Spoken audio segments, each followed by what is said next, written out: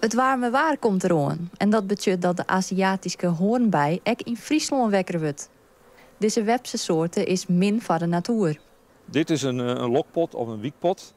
Er zit een vloeistof in, die hebben we zelf maken. Dat is 1 trede bier, een trede witte wien en een trede suiker. En daar doen we nog een beetje treppet bij. En tot de lont wordt het omheen en dan zoeg je de bijen aan de bovenkant weer af. En dat is de manier om zo'n Aziatische hoornbij te lokken. In je nest iets zo'n 12 kilo aan insecten in 1 seizoen. Wedrocht ze een flinke aanslag op de natuur plegen.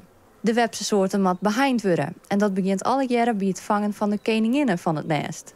Het eerste wat we doen is meestal lokpotten broeken. Daar hebben we kretsen, daar zit een vloeistof in.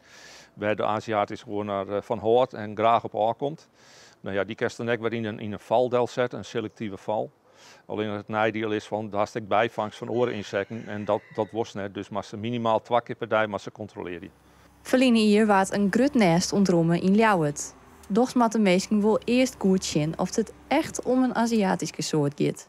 Een Aziatische is meer zwart met een gele baan op het achterlief. En het bekendste is de gele poortjes onder uiteen. En een Europese die is meer reed-bruin en die had een geel achterlief.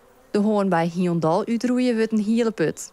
Maar hier in Friesland kunnen we het beheinen.